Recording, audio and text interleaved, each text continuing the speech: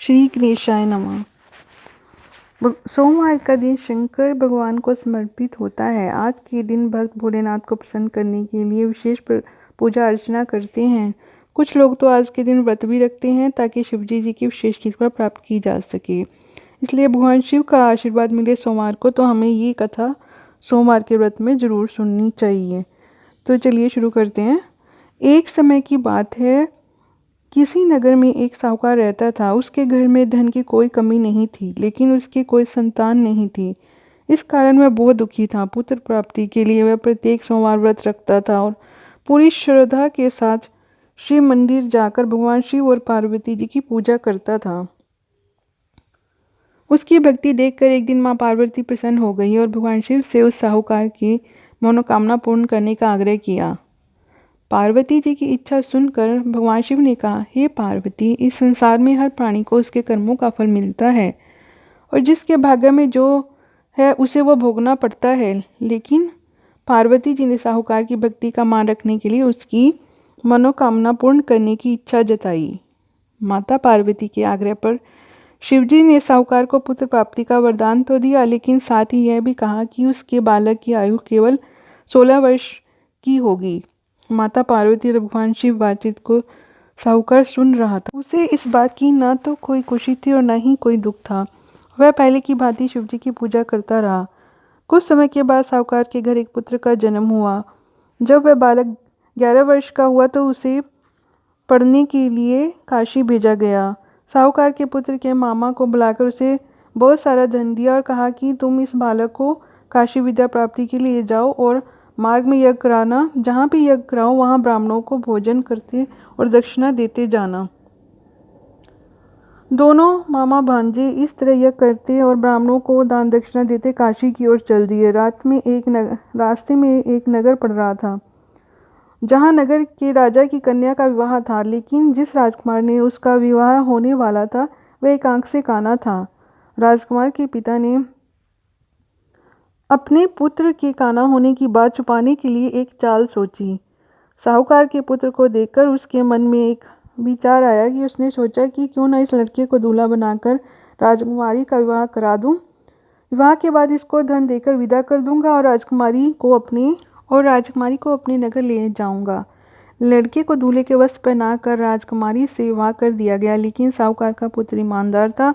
उसने यह बात न्याय संगत नहीं लगी। उसने अवसर पाकर राजकुमारी की चुन्नी के पल्ले पर लिखा कि तुम्हारा विवाह तो मेरे साथ हुआ है, लेकिन जिस राजकुमार के संग तुम्हें भेजा जा रहा है वह एक आंख से काना है। मैं तो काशी पढ़ने जा रहा हूँ।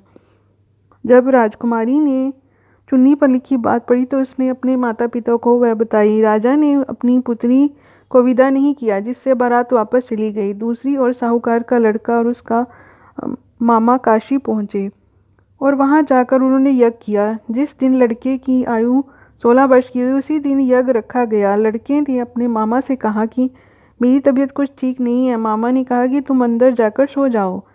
शिवजी के वरदानुसार कुछ ही देर में उस बालक के प्राण निकल गए। मृत भांजे को देखकर उसके मामा ने विलाप शुरू किया। संयोगवश उसी समय शिवजी और माता पार्वती उधर से जा रहे थे। पार्वती ने भगवान से कहा, स्वामी, मुझे इसके रोने के स्वर सहन नहीं हो रहे हैं। आप इस व्यक्ति के कष्ट को अवश्य दूर करें। जब शिवजी ने मृत बालक के समीप गए तो वह बोले कि यह तो उसी साहूकार का पुत्र है जिसे मैंने 16 वर्ष की आयु का वरदान दिया था। अब इसकी आयु पूरी हो चुकी है। लेकिन मातृभाव से विभोर माता पार्वती ने कहा कि हे महादेव, आप इस बालक को और आयु को देने की कृपा करें, अन्यथा इसके वियोग से इसके माता पिता तड़प तड़कर मर जाएंगे। माता पार्वती के आग्रह पर भगवान शिव ने उस लड़के को जीवित होने का वरदान दिया। शिवजी की कृपा से वह लड़का जीवित हो गया। शिक्षा समाप्त करके लड़का मामा के साथ अपने नगर की ओर चल दिया। दोनों चलते हुए उसी नगर में पहुंचे जहाँ उसका विवाह हुआ था। उस नगर में भी उन्होंने यज्ञ का आयोजन किया। उस लड़के के ससुर ने उसे पहचान लिया और महल में ले जाकर उसकी खातिरदारी की और अपने पुत्री का विदा कर दिया। उधर साहूकार और उसकी पत्नी भूखे प्यासे रहकर बेटी की प्रतीक्षा कर रहे थे। उन्होंने प्रण कर रखा था कि यदि उन्हें अपने बेटे की मृत्यु का समाचार मिला तो वे भी प्राण त्याग देंगे। परंतु अपने बेटे को जीवित होने का समाचार पाकर वह बेहद प्रसन्न हुए। उसी रात भगवान शिव ने व्यापारी के सपन में आकर कहा, हे श्रेष्ठी, मैंने तेरे सोमवार को व्रत करने और व्रत कथा सुनने से प्रसन्न होकर तेरे पुत्र को लंबी आयु प्रदान की है।